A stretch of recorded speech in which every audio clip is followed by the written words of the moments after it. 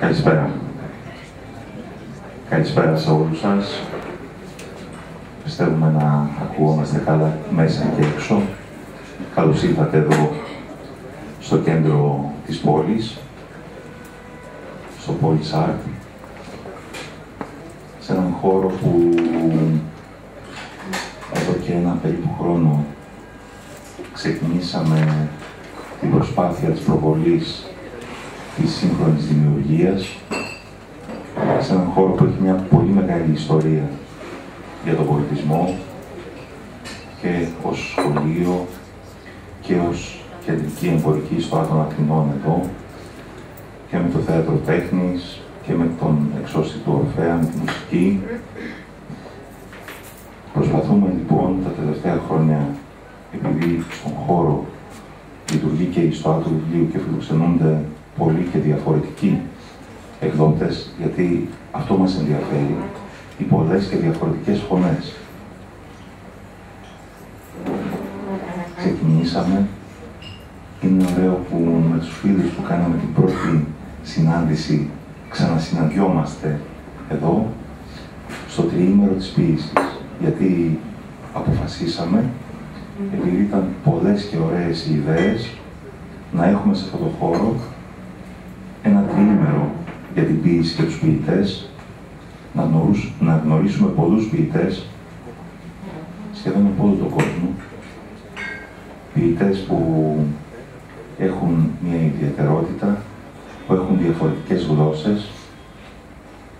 Χθες λοιπόν, 21 Μαρτίου, που είναι η γιορτή της ποίησης, εδώ σε αυτό το χώρο, η πρώτη ενότητα φιλοξένησε ποιητές και φίλους της ποίησης από όλες τις χώρες της Λατινικής Αμερικής, από την Κούβα, τη Βραζιλία, τη Χιλή, τη Βολιβία, την Κολομβία, αλλά και την Πορτογαλία και την Ισπανία και την Ιταλία και το Μεξικό.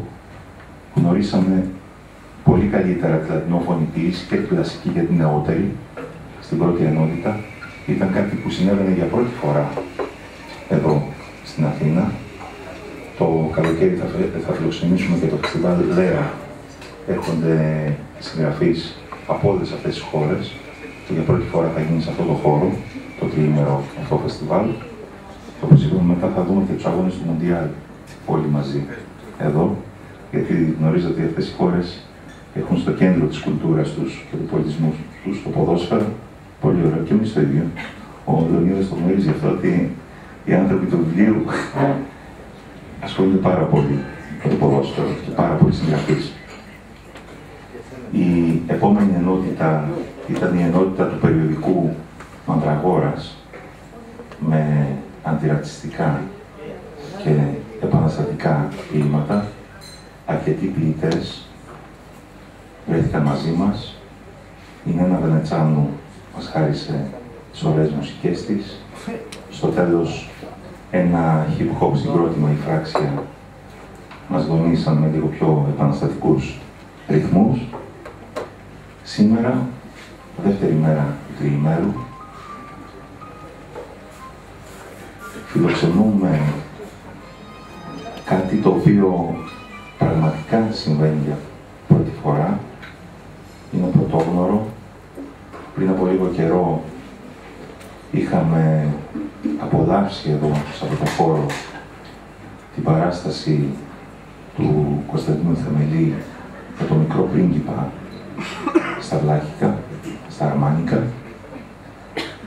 Αρκετοί φίλοι που βρέθηκαν τότε, βλέπω ότι βρίσκονται και τώρα μαζί μας, και εκεί κάπου αποφασίσαμε να έχουμε αυτή τη στιγμή, να ζήσουμε αυτή τη στιγμή, να γνωρίσουμε καλύτερα τους Αρμάνους ποιητές που είναι μαζί μας. Είναι εξαιρετική τιμή που μας κάνουν οι άνθρωποι που ήρθαν από άλλους τόπους, από άλλες χώρες, για να βρεθούν εδώ στο κέντρο της πόλης. Εμείς δίνουμε την υπόσχεση στους ανθρώπους που βρίσκονται εδώ ότι θα προχωρήσουμε και στην έκδοση μιας ανθολογίας με την αρμάνικη ποίηση.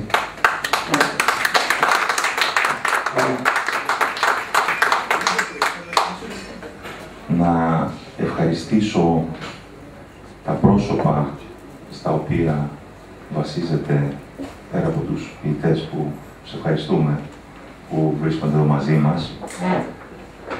Θέλω να ευχαριστήσω τον Λεωνίδα Εμπειρίκο, τον άνθρωπο ο οποίος φέρει αυτόν τον υπέροχο, τον αιώνιο πλούτο αεροστάτου και μας το προσφέρει γενναιόδωρα και μας κάνει συνταξιδιώτες του. Τον ευχαριστούμε ιδιαιτέρως που βρίσκεται εδώ. Είναι εξαιρετικά σημαντικό, ειδικά για αυτές τις μέρες, αυτή την ποίηση που θα γνωρίσουμε να μας εισαγάγει σε αυτή την ποίηση ο Λεωνίδας Εμπειρίκος. Θέλω να ευχαριστήσω τον κύριο Μάνο Αβαράκη, τον εξαιρετικό, τον κορυφαίο αυτό μουσικό, ο οποίος έχει συμμετοχή στις μεγαλύτερες τιμές της δισκογραφίας, συνθέτης και ο ίδιος, έχει πιάσει στα χέρια του ποιητές κορυφαίους και τους μεταδίδει με το δικό του μοναδικό τρόπο. Είναι μαζί μας. Θέλω να ευχαριστήσω ιδιαιτέρως έναν φίλο, ο οποίος ακριβώς αυτές τις μέρες μου χάρισε γενναιόδωρα τον τρόπο του, γιατί είναι ένας άνθρωπος που καταπιάνεται με τις παραστατικές τέχνες με τον πιο κορυφαίο τρόπο και έχει και αυτές τις εξαιρετικές ιδέες. Είχε την ιδέα της βραδιάς του Πρίγκιπα, είχε την ιδέα της ανθολογίας. Θέλω να ευχαριστήσω με ένα τεράστιο ευχαριστώ τον κύριο Κωνσταντίνο Θεμελή.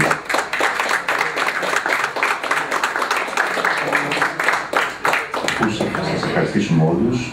Να θυμίσω ότι αυτό είναι το πρώτο μέρος της βραδιάς. Θα γνωρίσουμε λίγο καλύτερα τα περιοδικά που καταπιάνονται με την ποίηση, με σοβαρότητα, με γενναιότητα αυτές τις μέρες. Θα γνωρίσουμε αργότερα τον κύκλο του περιοδικού Φρέα. Θα γνωρίσουμε καλύτερα τους ανθρώπους από το φάρμακο, γιατί χρειαζόμαστε και αντιβίωση αυτή την εποχή. Θα γνωρίσουμε καλύτερα τους φίλους από το ποιήν με ποιητές από την Κύπρο και τους ανθρώπους της ενδυτικής τέχνης, τους δασκάλους σε αυτά τα σεμινάρια που γίνονται για πολλές και διαφορετικές τέχνες. Να σας ευχαριστήσουμε όλους και να δώσω τώρα τον λόγο στον Κωνσταντίνο Θεμελή.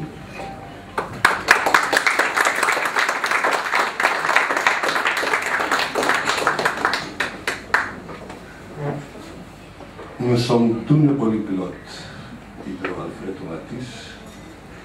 Είμαστε όλοι πολύγλωσσοι και εγώ συμφωνώ μαζί του. Επομένως θα περνάω απόψε από τη μια γλώσσα στην άλλη χωρίς καμία μετάφραση. Και ειν πάσα η γη χείλος εν και φωνή μία πάση. Και γένετο εντοκινήσει αυτούς από Ανατολών, εύρων πεδίων εν γης ένα άρ και κατόκισαν εκεί. Και είπεν άνθρωπος το πλησίον αυτού, δεύτε πλυνθεύσομεν πλήνθους και οκτήσομεν αυτάς πυρί. Και γένετο η πλήνθος εις λίθον και άσφαλτος είναι αυτής ο πυλός. Και είπον, δεύτε οικοδομήσομεν αυτής πόλην και πύργων που έστε η κεφαλή έως του ουρανού και ποιήσομεν αυτής όνομα πρώτου διασπαρίνε ημάς επί προσώπου πάσης της γης. Και κατέβη Κύριος ιδίν την πόλην και των πύργων όν οικοδόμησαν οι ιοί των ανθρώπων. Και είπεν Κύριος, ιδού και γένος εν και χείλος εν πάντων και τούτο ήρξαν το ποιήσε και νυν ούκ εκλείψει από αυτόν πάντα όσα ανεπιθώνται ποιήν. δεύτε και καταβάντες συγχαίωμεν αυτόν εκεί την γλώσσαν, ή να μη ακούσω συνέκαστο στη φωνή του πλησίον. Και διέσπηρεν αυτούς Κύριος επί πρόσωπον πάσης της γης, και επάυσαντο οικοδομούντες την πόλη και των πύργων. Δια τούτο εκλήθη το όνομα αυτής σύγχυσης, Βαβέλ, ότι εκεί συνέχεια Κύριος τα χείλη πάσης της γης, και εκείθεν διέσπηρεν αυτούς Κύριος επί πρόσωπον πάσης της γης. Σιλιαρά λόκλου τούτ διούν λίμπα, σιλιούν σμπορ τούτς. Καρανκισίρă didată, oamenii aflară în câmpul του Βασίλεια Σενάρ și smutarea cloții. De apoi și zburâre unul al altul. Ai de să drâm tuvli și zlicuțem în foc. Și eu băgară tuvla tu loc de chiatră și pisa tu loc de zvestri. Și era zisiră, ai de să drâm în căsăba și una cula curisipităs da de cer și să ne facem avziți înainte ca să ne sprandim pristi locului flut. Atunci a depus Domnul strigată citatia și cula ți o andrave hilia oamenilor. Și zise Domnul, ia, tu sunt de una afară și una limba au și ia că ți s-a cățară ta sandară și nu astragă mâna de aceea-ți iau tu minte ta sandară. Ai din amacas de punem și să le limintim limbile alor, ta-ți nu mă ta poate să căchisească un coalan. Și i-a sprânde de acolo Domnul pristi locul tut și tănăsiră cu andrarea a citatiilei și a culalei. De aceea citatia aceea ei se băga numai Babilon. Că acolo Domnul pristi limbile de locul tut și de acolo i-a sprânde Domnul pristi locul tut. Doamne, Domnii, bună seara! Κυρίες, κύριοι, καλησπέρα σας. Με κλάμα Κωνσταντίν Αλθεμιλή, χειοαρμών τη Ζαγόρη, Γιάννηνα, συλλαλήμα αρμανιάς κλαιάς καμία ντυμούμα, λίμπα μια κουνούμα, αρμανιάς καινή. Κυρίες, κύριοι, καλησπέρα σας. Ονομάζομαι Κωνσταντίνος Θεμελής, είμαι Αρμάνος από το Ζαγόρι των Ιωαννίνων και η αρμανική γλώσσα είναι η μητρική μου γλώσσα. Γλώσσα δική μου με όνομα, αρμανική μου. Το κέσκο γίνει, μανούς μπορέσκο μου το γίνει. Καταλαβαίνω καλά, αλλά δεν μιλάω πάρα πολύ καλά. Έπρεπε να περάσουν 40 ολόκληρα χρόνια να ξεχάσω ακόμα και την ύπαρξη της μητρικής μου γλώσσας και αυτή να αναδυθεί από μέσα μου με μια τέτοια σφοδρότητα μόλις πριν από λίγα χρόνια και να με αναγκάσει να πάρω αποφάσεις για τη μελλοντική ζωή μου όπως αυτή ήθελε. Όπως είπε ο κύριος Χατζηγιακόβου, ο φίλτατος Βασίλειος. Πριν από 2 μήνες παρουσιάσαμε εδώ τον μικρό πρίγκιπα στη μετάφραση που έκανε στα αρμανικά η κυρία Μαρία Μπάρα και ο κύριος Τέντε Κάλε. Ήταν παρούσα μαζί με τον κύριο Εμπειρίκου και τον κύριο Σταμάτη Ζώη, τον γλωσσολόγο που έχει κάνει,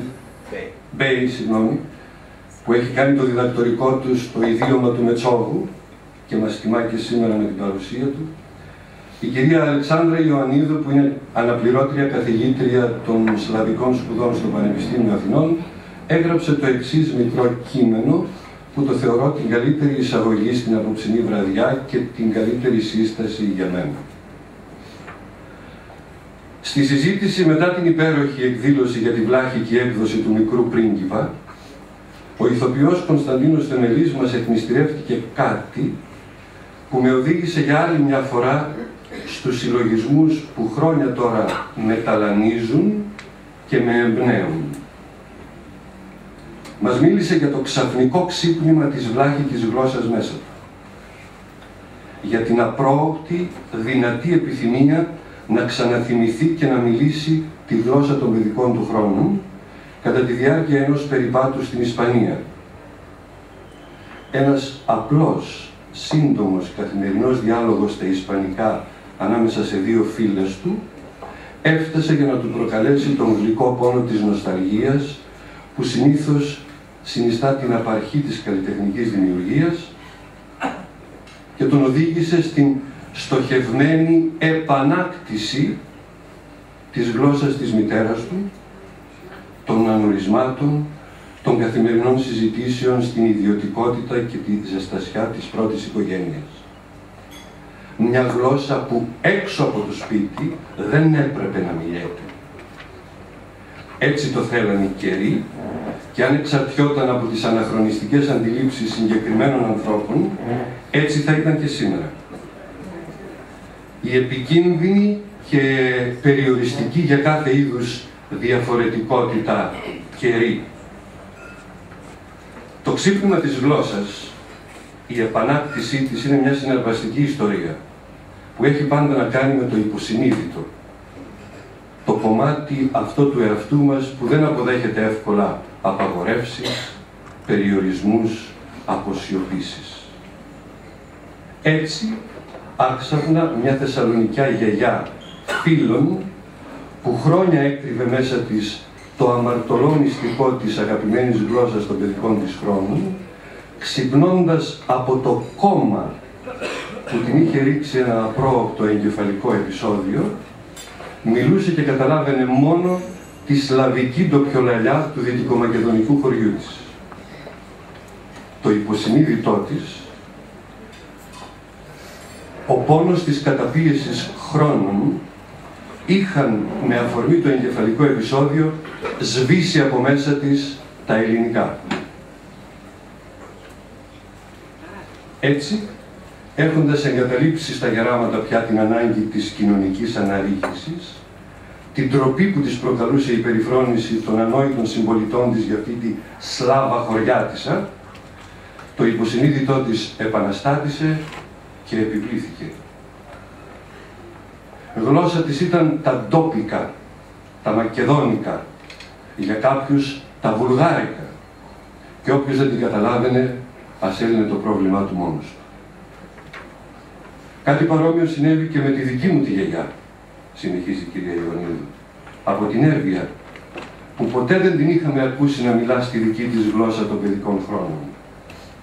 Κι όμως, μια μέρα, μόνη με τη μικρή δυσέγγονή της, καθισμένη δίπλα στο τραπέζι της κουζίνας, σίγουρη πως δεν την άκουγε κανένας, εγώ είχα πετρώσει στην πόρτα και δεν τολμούσα να της πω ότι ήμουν εκεί, άρχισε να τραγουδά χτυπώντας ρυθμικά τις παλάμες της ένα αρβανίτικο παιδικό τραγουδάκι, συνοδεύοντας την τρίχρονη μικρούλα σε έναν πρώτο διστακτικό αρβανίτικο χορό.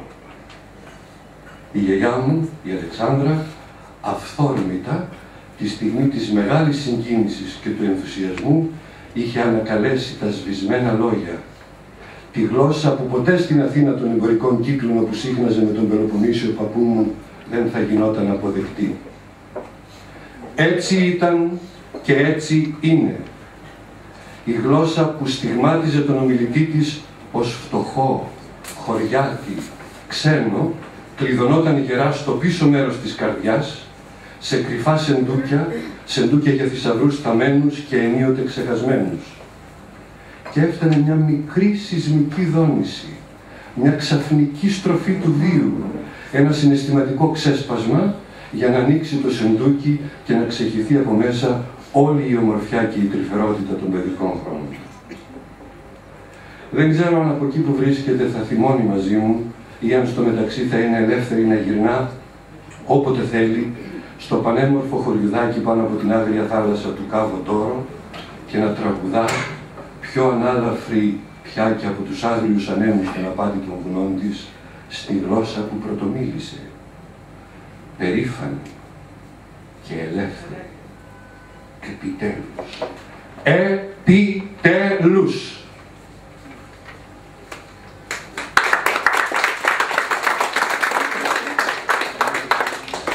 Έτσι κατάλαβα και τον Κωνσταντίνο Θεμερή την ώρα που απάγγελνε το πρώτο κεφάλαιο του Μικρού Πρίγκιπα στα Βλάχικα, συνεπέρνοντάς μας με την υπέροχη μελωδία αυτής της ξεχωριστής γλώσσας. Ελεύθερο, αλλά και προπάντων περήφανο, ενθουσιώδη και με το δίκιο του. Τα Βλάχικα, μια μελωδική λατινογενής γλώσσα που μιλούνται και θα μιλούνται, τραγουδιούνται και θα τραγουδιούνται, από πολλοί κόσμο στην Ελλάδα ακούγονται πολύ όμορφα. Πραγματικά όμορφα. Και είναι μεγάλη προσφορά ανθρώπων σαν τον Κωνσταντίνο και σαν τον Θοδωρή τον Γκάλ και το μαράκι του, την αγαπημένη του βλάχα γυναίκα, που αποφάσισαν και μας παρέσυραν σε αυτήν την εμπειρία. Μετά από χρόνια ενασχόλησης με παρόμοια θέματα, μετά από μια πικρή ερευνητική και ακαδημαϊκή πείρα στην παράξενη αυτή χώρα που λέγεται Ελλάδα, που όλο και περισσότερο τώρα με την κρίση αναδιπλώνεται με τρόπο αυτιστικό στο πληκτικό ψέμα του ένα έθνος, μία γλώσσα, ένας πολιτισμός, μπορώ να απαντήσω σε όποιους πίσω από πρωτοβουλίες σαν κι αυτή προειδοποιούν περί αντεθνικών συνωμοσιών, κάτι που έγινε ήδη και για την εκδήλωση για την οποία μιλάμε, με τα λόγια της Αλεπούς στον Μικρό Πρίγκιπα. Είναι πάρα πολύ απλό, λέει η Αλεπού στον Πρίγκιπα. Δεν βλέπει κανείς πολύ καλά παρά μονάχα με την καρδιά. Ό,τι είναι σημαντικό είναι αόρατο για τα μάτια.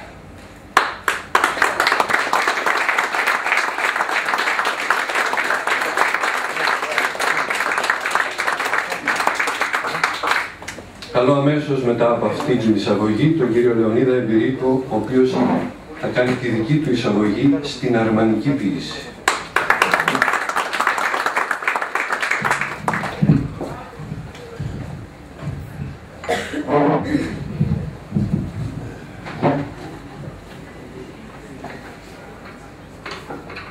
Καλησπέρα.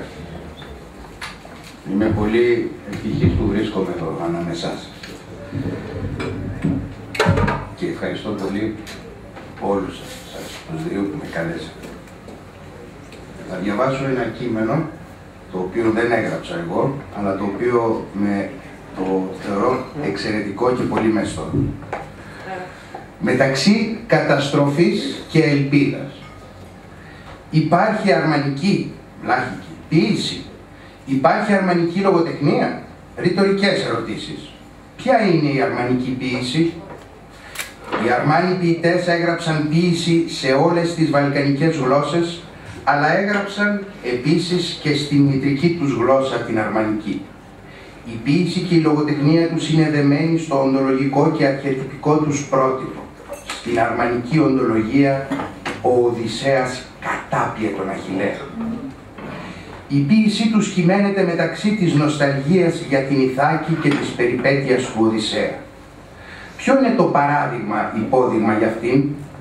Πρόκειται για την ποίηση και την λογοτεχνία που έγραψαν σε ποικίλες γλώσσες ή την ποίηση και την λογοτεχνία που έγραψαν σε μία γλώσσα, τη μητρική? Παραδόξως, όταν οι Αρμάνοι έγραψαν σε άλλες γλώσσες, δεν υπέστησαν πολιτισμική αφομοίωση. Από αυτήν την οπτική γωνία μοιάζουν με τους Εβραίους. Υπάρχει μια ολόκληρη ηρωική ποίηση γραμμένη από Αρμάνους στα ελληνικά. Υπάρχει νοσταλγική ποίηση γραμμένη στα αλβανικά. Παραδείγματος χάριν ο Κώστας Κρυστάλλης περιέχει στην ποίησή του τα ίδια χαρακτηριστικά με την αρμανική ποίηση του Νούση Τούλιου. Αλλά η ποίηση που γράφτηκε από Αρμάνους σε άλλες γλώσσες δεν ανήκει στην αρμανική ποίηση. Συμβολικά μιλώντας, η αρμανική γλώσσα είναι για τους Αρμάνους η Ιθάκη τους. Από τις απαρχές της, η αρμανική ποίηση, όπως η νεοελληνική, ήταν συνδεδεμένη με το τραγούδι. Ο χορός αντιπροσωπεύει την παραδοσιακή αρμανική τέχνη, την ποίηση, το τραγούδι και τον χορό. Η λέξη κόρου υπάρχει στην ποίηση του ορατίου, αν και σύμφωνα με τον Τάκη Παπαχάτζη, αυτή είναι η ελληνική λέξη χορός στην αρχική μορφή και σημασία της. θα μπορούσαμε να βρούμε εδώ ρίζες που εκφράζουν την ελληνορωμαϊκή συμβίωση. Οι Αρμάνοι ποιητές άρχισαν να γράφουν σύγχρονη ποίηση στην αρμανική, συγχρονισμένη με εκείνη των άλλων Βαλκανίων ποιητών μέσα στον 19ο αιώνα, παρόλο που οι ρίζες της είναι πολύ παλαιές και εκτείνονται προς το παρελθόν μέχρι τον Οράτιο, τον μεγάλο Λατίνο ποιητή. Η σημερινή αρμανική ποίηση γεννήθηκε από τον ευρωπαϊκό ρομαντισμό, καθώς και από άλλες βαλκανικές ποιητικές μορφές, οι οποίες τιμούν τον λαϊκό πολιτισμό και τρόπο ζωής. Υπάρχουν ποιητές όπως ο Γιώργη Μούρνου και ο Μάρκου Μπέζα, που είναι πολύγλωσσοι. Ο Μούρνου ήταν ο ιδιοφυής μεταχραστής της Ηλιάδας, της Οδύσσιας, αρχαιοελληνικών τραγωδιών, αλλά και ποίησης μερικών από τους κορυφαίους σύγχρονους Ευρωπαίους ποιητές, όπως ο Χέλτερλιν και ο Ράινερ Μαρία Ρίλκε. Επίσης ήταν εκείνος που εξυγχρόνισε τις μορφές της σύγχρονης αρμανικής ποίησης.